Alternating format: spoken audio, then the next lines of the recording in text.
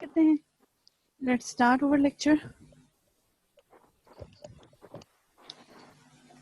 Exercise number 9.1।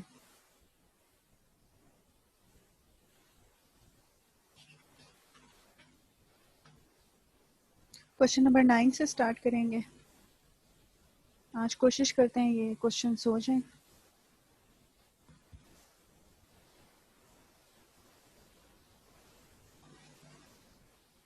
Chapter number 9 क्या नजर आ रहा है? Fundamentals of trigonometry.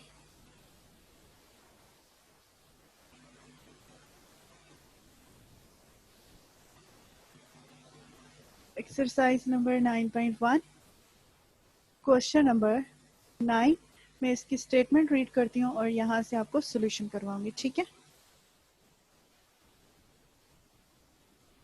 बस ये टॉपिक के बाद बस यहाँ से कंप्लीट आना चाहिए ताकि आप लोग कर सकें।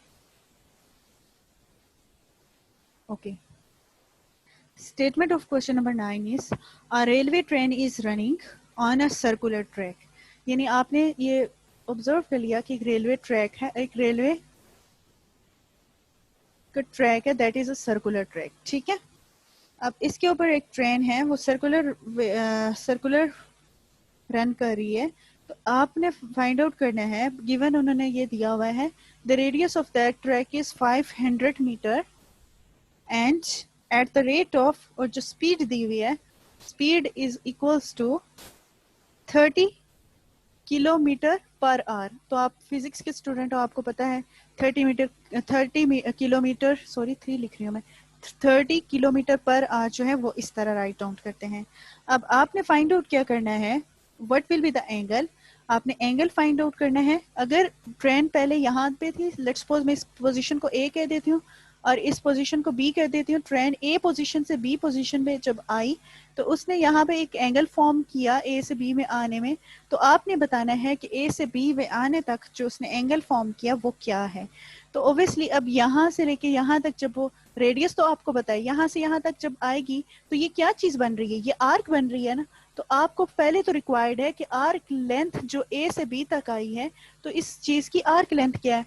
तो सबसे पहले आपको आर्क लेंथ फाइंड आउट करनी की पड़ेगी, उसके बाद जाके आप थीटा मींस अल्फा कह देती हूँ या थीटा हम लोग बोलते हैं, तो थीटा बोल देते हैं। उसके बाद एंगल थीटा फाइंड आउट करना है कि ए से बी तक ट्रेन जब आई है तो उसका क्या एंगल थीटा बना है। हम इसका सबसे डायग्राम ड्रॉ करने के बाद गिवन डेटा राइट डाउन करते हैं। गिवन डेटा आपके पास गिवन है, radius r is equals to 500 metre और स्पीड आपके पास गिवन है, स्पीड को v से रिप्रेजेंट करते हैं, that is 30 kilometre per hour. जब हम इसको, और साथ टाइम गिवन है कि ए से बी तक आने में जो उसने टाइम लगाया, आप स्टेटमेंट का एंड पढ़ें तो टाइम इज 10 सेकेंड। अब आपके पास इसमें तो एक तो चीज जो मेन चीज फाइंड आउट करनी है वो एंगल फाइंड आउट करना है, बट आपके पास यहाँ पे एक चीज मौजूद नहीं है, that is arc length. Arc length पहले फाइंड आउट करेंगे, दैट इज एल, और उसके बाद आप फॉर्मूला यूज करेंगे। फॉर्मूला आपके पास थीटा के लिए जो है, theta is equals to L by R है, और आर्क लेंथ के लिए आपने जो फॉर्मूला यूज करना है, सिंस आपको स्पीड के लिए पता है, ये आपको नजर आ रहा है, ठीक है? स्पीड के लिए आपने फॉर्मूला किया था v is equals to distance divided by time, और यहाँ जो डिस्टेंस है वो बेसिकली आर्क लेंथ है l बाई टी। तो आपका जो t डिवाइड हो रहा है v के साथ मल्टीप्लाई हो जाएगा, तो आर्क लेंथ का जो फॉर्मूला बन जाएगा l is equals to v into T. अब पहले आप इस फॉर्मूले को यूज करके आर्क लेंथ फाइंड आउट करेंगे। जब आर्क लेंथ आ जाएगा, रेडियस तो ऑलरेडी गिवन है, तो आर्क लेंथ की वैल्यू हम इस एल में सब्स्टिट्यूट करेंगे और आर की वैल्यू और थीटा आपके पास आ जाएगा। अच्छा, यहाँ अब सोल्यूशन स्टार्ट करते हैं। जितनी स्पेस है इसको कवर करते हैं, विजिबल है आपको। सबसे पहले हम फाइंड आउट करते हैं for arc length. Arc length, अब आप देखें आर्क लेंथ में जो स्पीड है वो आपके पास किलोमीटर पर आवर में है, तो पहले तो स्पीड को चेंज करें सेकेंड्स में, किलो आपको पता है कि इसके इक्वल होता है 1000 के, तो 30 को मल्टीप्लाई करें 1000 के साथ, और 1 आवर्स में कितने सेकेंड्स होते हैं, 3600 सेकेंड्स। तो आप इसको डिवाइड करके मुझे बताएं कि आपकी स्पीड जो है मीटर पर सेकेंड में क्या आती है। 30 मल्टीप्लाई 1000 डिवाइडेड बाय 3600। नाइफा अगर कैलकुलेटर है तो यूज करें, मैं भी करती हूँ। 30 मल्टीप्लाई 1000 डिवाइडेड बाय 3600।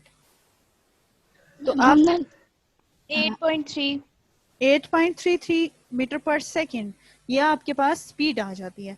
नाउ अब इस फॉर्मूले को यूज करके L is equals to V into T, T already given है दैट इज 10 सेकेंड, V आपने फाइंड आउट कर चुके हैं मीटर पर सेकेंड में, इसमें सब्स्टिट्यूट करें तो आर्क लेंथ आ जाएगा, कैलकुलेटर फिर यूज करो, 8.33 मीटर पर सेकेंड को मल्टीप्लाई कर दें 10 सेकेंड्स के साथ, सेकेंड और पर सेकेंड तो कैंसिल हो गया, और 8.33 मल्टीप्लाई 10 किया तो आई थिंक 83.0 83.3 83.3 मीटर, ये आर्क लेंथ आ गया। अब आर्क लेंथ भी आ गई है, अब आपने फाइंड आउट क्या करना था, मेन थीटा फाइंड आउट करना था।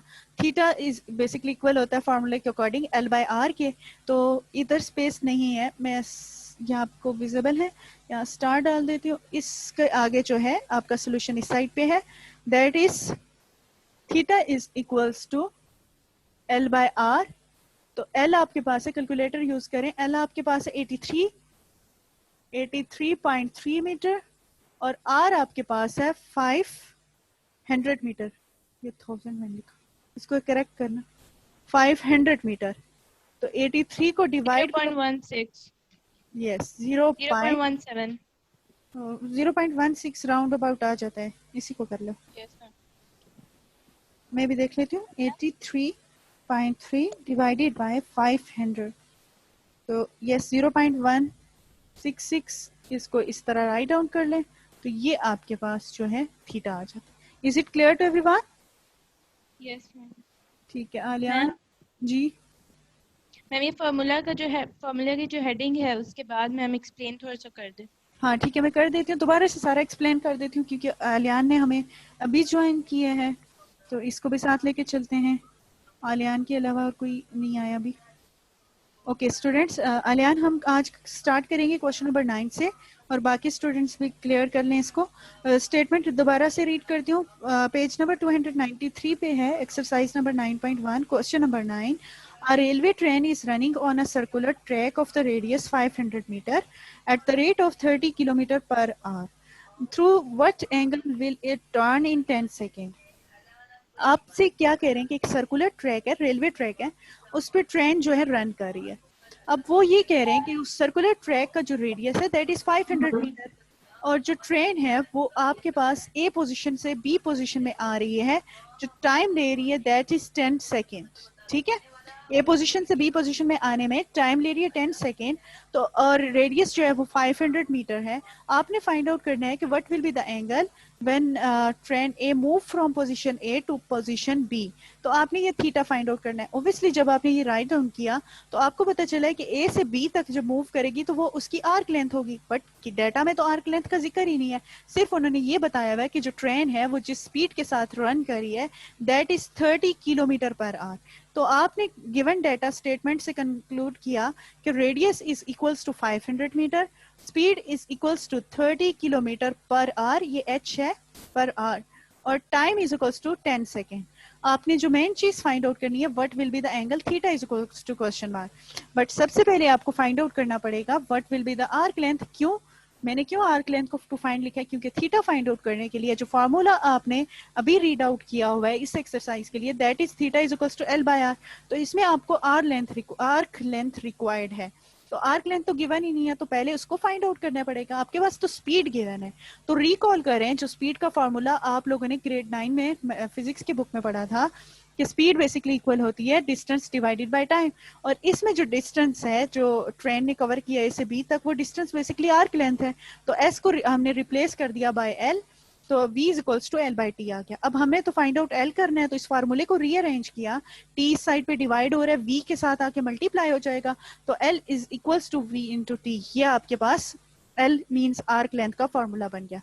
तो पहले थीटा फाइंड आउट करने से पहले आप आर्क लेंथ फाइंड आउट करें, तो सोल्यूशन में फॉर आर्क लेंथ, अब आर्क लेंथ फाइंड आउट करने के लिए जो फार्मूला आपने जनरेट किया that is v into T, इसमें स्पीड आ रही है तो इट्स मीन स्पीड तो आपके पास डेटा में किलोमीटर पर आवर में गिवन है, तो you have to convert the speed kilometre per hour into metre per second, क्योंकि हमें टाइम जो है वो सेकंड्स में गिवन है और किलो में तो, और जो रेडियस है वो मीटर में गिवन है, जबकि स्पीड तो किलोमीटर में है। तो किलोमीटर पर आवर को हमने मीटर पर सेकंड में चेंज करने के लिए किलो की वैल्यू सब्स्टिट्यूट की। किलो की वैल्यू जो है दैट इज 1000 एंड 1 आवर में कितने सेकंड्स होते हैं आपको याद है? 1 आवर में कितने सेकंड्स होते हैं? 60 मल्टीप्लाई 60 करेंगे तो आपको पता चल जाएगा 60 मल्टीप्लाई 60, तो 1 आवर में आपके पास जो सेकंड्स आते हैं दैट इज 3600। अब कैलकुलेटर में आपने 30 मल्टीप्लाई 1000 डिवाइडेड बाई 3600 किया तो आपके पास स्पीड जो है वो आ गई 8.33 मीटर पर सेकेंड। अब स्पीड आपके पास आ गई, टाइम ऑलरेडी आपके पास गिवन है, तो by putting the values of speed, value of speed and time in this equation, तो आपके पास जो L है वो आ जाता है 8.33 मल्टीप्लाई 10 सेकंड, सेकंड से पर सेकंड और सेकंड कैंसिल हो गया, 8.33 को 10 से मल्टीप्लाई किया तो 83.3 मीटर आर्क लेंथ आ गई। Now for theta, theta is equals to L by R है, L आपके पास आ गया 83.3 metre, R is equals to आपके पास है 500 मीटर, तो L बाय R आपने किया 83.3 डिवाइडेड बाय 500, मीटर और मीटर कैंसिल हो गए और कैलकुलेशन की तो आपके पास थीटा जो है that is 0.166। Is it clear to everyone? Yes ma'am. Okay yes ma'am. Good, ठीक है, अगर सबको क्लियर हो गया है नोट डाउन कर लें, फिर हम नेक्स्ट क्वेश्चन की तरफ मूव करते हैं। अलियान आप भी बेटा नोट डाउन कर लें, साद ने तो अभी ज्वाइन किया है, साद मैं ये क्वेश्चन ऑलरेडी एक्सप्लेन कर चुकी हूँ, बट अगर इस क्वेश्चन को आपने, जब मैं अपलोड करूँगी इसको आपके साथ लिंक शेयर करूंगी तो आप इस लेक्चर का ये क्वेश्चन नंबर 1 जो है वहां से दोबारा से अंडरस्टैंड कर लेना है, होपफुली आपको वहां से क्लियर हो जाएगा, बिकॉज नाउ हमारे पास इतना ज़्यादा टाइम नहीं है।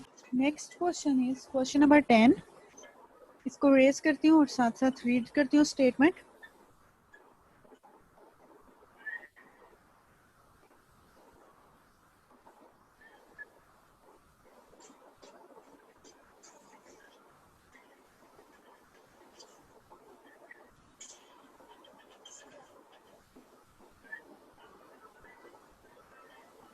Okay, question number 10 is a horse is threatened to a pig by a rope of 9-meter length.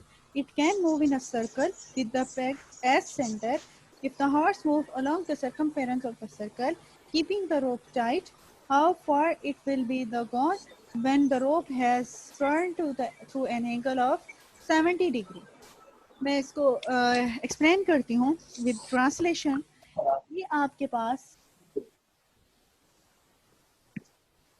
एक पेग है जिसके साथ आपने, मतलब एक वो लकड़ी का जो आप क्या कहते हैं उसको, लकड़ी जो हम जमीन में डाल के उसके साथ जानवरों को जैसे बांधते हैं ना, उसको बेसिकली पेग कहते हैं, ठीक है। या आपके पास वो पेग है, इसके साथ आपने एक हॉर्स को रोप के थ्रू बांधा हुआ है और ये वो हॉर्स है। अब हॉर्स तो बन नहीं सकता तो मैं उसको ऐसे ये गोल से कर देती हूँ, ठीक है, बना दे। अच्छा फिर यहाँ पे वो ड्राइंग होती रहेगी हॉर्स, एक हॉर्स नहीं बनेगा, वो कुछ और ही बन जाएगा। अच्छा, जैसे ये हॉर्स है और ये जब ऑफ कोर्स अब इमेजिन करें कि ये जब इस पैक के अगर मूव करेगा तो ये कैसे मूव करेगा? सर्कुलर ट्रैक ना, मैं ऐसे ही बना रही हूँ ये रैंडम सा, ऐसे मूव करेगा ना, इसके राउंड सर्कुलर में मूव करेगा। तो मैं ये कह रही हूँ कि हॉर्स ए पोजीशन पे है अभी और यहाँ से मूव करके बी पोजीशन पे आता है, ठीक है, यहाँ अब हॉर्स आ जाता है, this is the position B. अब जो रोप है ना उसकी लेंथ इन्होंने दी हुई है दैट इज 9 मीटर, ऑब्वियसली वो रोप की लेंथ तो 9 मीटर रही रहेगी और ये दिया हुआ है कि ये जो एंगल है इनका, जिस एंगल के साथ वो मूव करता है position A to position B, that is 70 degree. अब खुद ऑब्जर्व करें, ये एक सर्कुलर ट्रैक बन गया। ये अगर हम सर्कल की प्रॉपर्टीज को रिकॉल करें तो ये बेसिकली सर्कल का रेडियस है, ये आपके पास एंगल है और ए से बी तक जो है वो एक आर्क है, तो इट्स मीन ए से बी तक आर्क लेंथ है और वो जो चीज़ है वो हमें नहीं पता, और यही चीज़ हमने बतानी है कि हॉर्स पोजीशन ए से पोजीशन बी में कितना डिस्टेंस कवर करता है, ठीक है। आपके पास जो है क्वेश्चन नंबर 10, गिवन डाटा में जो डायग्राम बनाने के बाद आपने गिवन डाटा इसका लिखना है, क्योंकि डायग्राम से आपको आइडेंटिफाई होगा कि आपके पास क्या क्या चीज़ गिवन है। आपके पास रेडियस गिवन है, डायग्राम से पता चला basically length of the rope is radius, that is बेशक पीछे लिख भी लें कि length of rope is equals to radius is equals to 9 metre, लेकिन इतना ज़्यादा लिखने से बेहतर है आप डायग्राम ड्रॉ करके उससे आप कंक्लूड करना स्टार्ट करें। इसके अलावा आपके पास थीटा गिवन है दैट इज 70 डिग्री, और टू फाइंड आपको क्या करना है, but is the distance from A to B means arc length find out करनी है। तो फॉर्मूला इज, आप सबको पता है, theta is equals to L by R. इसको in terms of L arrange करें तो आर इधर डिवाइड हो रहा है, थीटा के साथ मल्टीप्लाई हो जाएगा आर इंटू थीटा। जब आप सोल्यूशन करेंगे तो इसका सोल्यूशन में पहले आप थीटा को गौर से देखें, तो थीटा इज इन डिग्री, तो उसको रेडियन में चेंज करने के लिए पहले आप लिखेंगे for theta is equals to 70 degree change into radian, change into radian. तो आपको रिकॉल करें, रेडियन में चेंज करने के लिए आप क्या करते थे, 70 मल्टीप्लाई पाई बाय 180, तो पाई की वैल्यू आपके पास है 3.14, तो 70 मल्टीप्लाई 3.14 डिवाइडेड बाय 180। ठीक है, इसे जरा कैलकुलेटर में करें तो थीटा की क्या वैल्यू आती है वो 1.221। क्या रिपीट करो, 1.221। 221।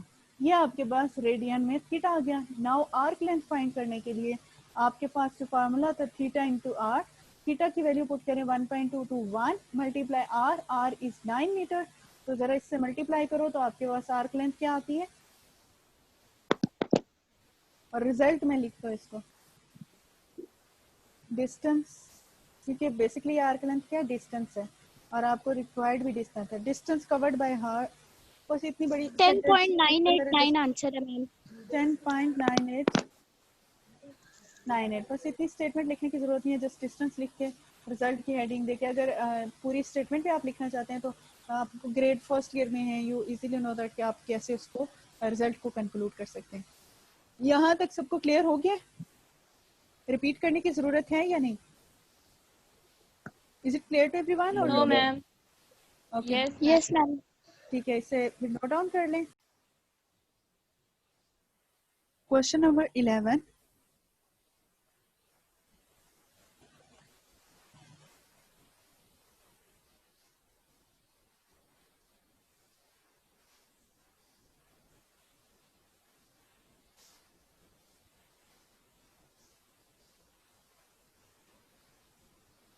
question number 11 is statement read out करें। The pendulum of the clock is 20 centimeters long and it swings through an angle of 20 degrees each second. How far does the tip of the pendulum move in 1 second? आपके पास एक pendulum clock है, pendulum clock like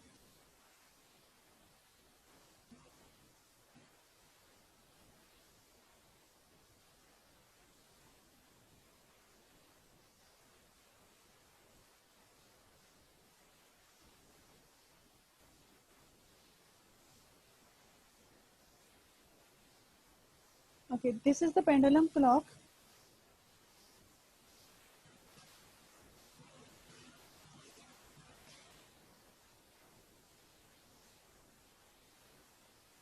और ये उसका pendulum है। आपसे कह रहे हैं कि पेंडुलम की जो लेंथ है दैट इज 20 सेंटीमीटर, और ये साथ गिवन है कि पेंडुलम क्लॉक का जो पेंडुलम है वो 1 सेकेंड में जो टाइम है 1 second, time t is equals to 1 second, उसमें मूव करता है पोजीशन ए से पोजीशन बी तक। तो आपने हमें बताना है कि पोजीशन ए से पोजीशन बी तक जो 1 सेकेंड में मूव कर रहा है उसमें उसने कितना डिस्टेंस कवर किया। पहले आप ऑब्जर्व करें कि जब पेंडुलम क्लॉक का मूव करता है तो वो कौन सा ट्रैक बनाता है। तो जब वो आपने ऑब्जर्व किया तो ये आपके पास अगर पेंडुलम पूरा यूं मूव करे तो ये कौन सा ट्रैक बन रहा है, again this is a circular track. तो इट्स मीन जब पेंडुलम क्लॉक का मूव करेगा ए से बी पोजीशन तक तो यहाँ पे ये जो चीज बनेगी दैट इज आर्क लेंथ। तो आपने ए से लेके बी तक जो डिस्टेंस फाइंड आउट करना है, यानी जो पेंडुलम ऑफ द क्लॉक है वो मूव किया from position A to position B, तो जो डिस्टेंस है वो बेसिकली क्या है, आर्क लेंथ है, वो फाइंड आउट करना है। और साथ उन्होंने ये बताया है कि जो angle pendulum of clock position A से पोजीशन बी तक मूव करने में जो एंगल उसका फॉर्म होता है, या स्पेस नहीं है मैं इसको इस तरह करके लिख देती हूँ, दैट इज 20 डिग्री। तो अब आपने इसमें क्या फाइंड करना है, आर्क लेंथ फाइंड करनी है। आप डायग्राम ड्रॉ करेंगे और उसके बाद आपको आइडेंटिफाई होगा कि ये कौन सी शेप बनती है, इसमें क्या क्या चीज़ें गिवन है। तो आपने डायग्राम से ये कंक्लूड किया कि गिवन आपके पास है एक क्योंकि ये जो पेंडुलम है क्लॉक का बेसिकली वो 20 सेंटीमीटर लेंथ का है, तो वो है क्या चीज़, वो रेडियस, क्योंकि सर्कुलर ट्रैक है तो ओबियसली ये रेडियस आ रहा है। तो रेडियस जो है वो आपके पास 20 सेंटीमीटर है और जो थीटा है वो आपके पास 20 डिग्री है। और टू फाइंड आपने क्या करना है, मैं इसका सोल्यूशन नहीं करवाऊंगी स्टूडेंट्स, या आपने खुद करना है, बस मैं इसका डाटा लिखवा दिया। आर्क लेंथ फाइंड आउट करनी है। फॉर्मूला आप सबको पता है कि that is formula is equals to theta is equals to L by R, और in terms of L theta into R. तो स्टूडेंट्स आप क्या करेंगे, पहले इसका थीटा जो डिग्री में है उसे रेडियन में कन्वर्ट करेंगे, उसके बाद आर की वैल्यू सब्स्टिट्यूट करके मल्टीप्लाई करके आपके पास आर्क लेंथ आ जाएगा। और क्या ये सब आप लोग कर सकते हैं खुद से? होपफुली आप कर लेंगे क्योंकि इस टाइप के क्वेश्चंस आपने बहुत सारे किए। अब मुझे आपका आंसर चाहिए, येस और नो। यस नाइफा कर लोगी, येस और नो? मैंने कर लिया है। वेल डन, वो तो मुझे पता है।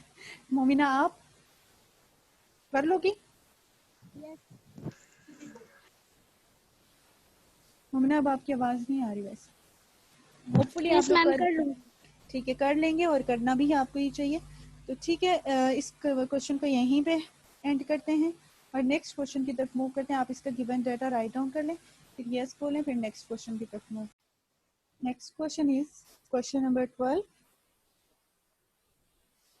इंटरेस्टिंग क्वेश्चन है। assuming the average distance, एक मिनट इसे रेज कर,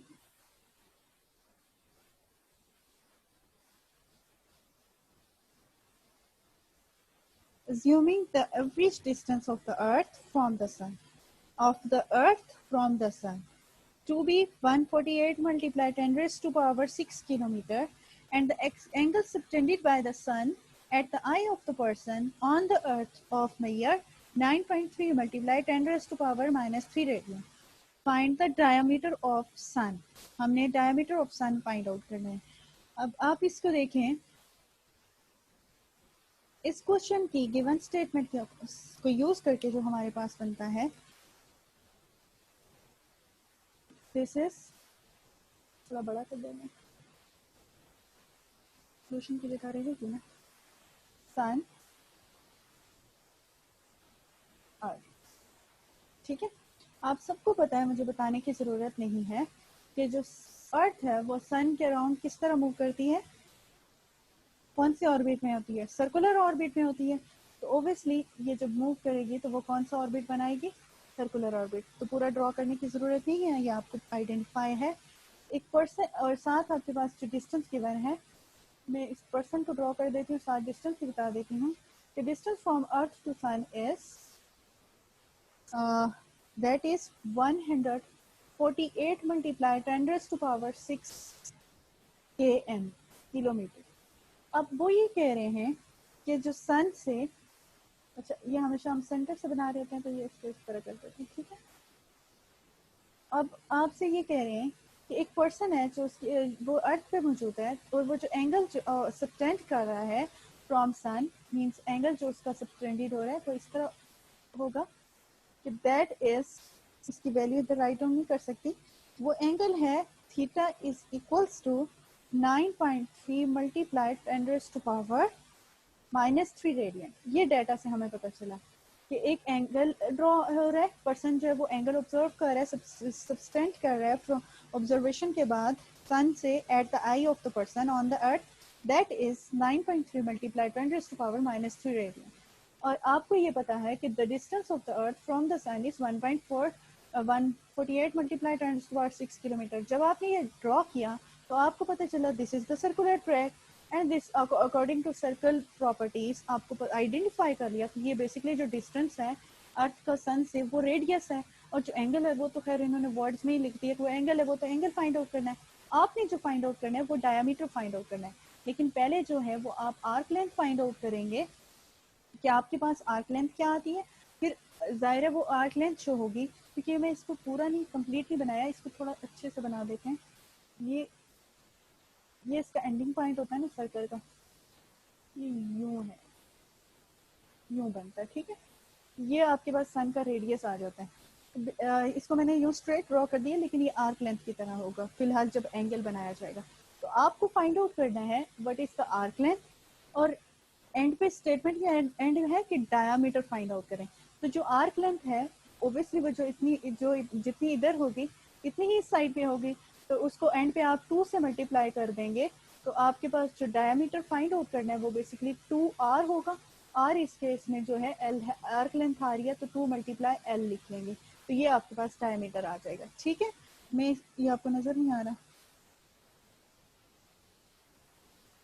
आपने फाइंड आउट क्या करना है, डायमीटर फाइंड आउट करना है। तो आपका यहाँ से लेके यहाँ तक जितनी आर्क लेंथ होगी ओब्वियसली यहाँ से लेके यहाँ तक उतनी आर्क लेंथ होगी। और ये क्या चीज़ है, ये सन का रेडियस है, ये भी सन का रेडियस होगा। और डायमीटर क्या होता है, 2 इंटू रेडियस। तो आर्क लेंथ जो सन की है वो बेसिकली रेडियस ऑफ सन है। तो जब आर्क लेंथ फाइंड आउट हो जाएगी उसको 2 से मल्टीप्लाई कर देंगे तो वो डायमीटर ऑफ सन आ जाएगी। ये मैं जस्ट आपको इसकी ऑब्जर्वेशन बता रही थी। क्वेश्चन नंबर है 12, given data after drawing diagram, जो आपने फाइंड आउट किया है। गिवन डाटा आपके पास क्या क्या आ रहा है, radius 148 multiply 10⁻6 kilometre, theta radian में है दैट इज 9.3 मल्टीप्लाई 10⁻³ रेडियन। और टू फाइंड आपने करना है what is the value of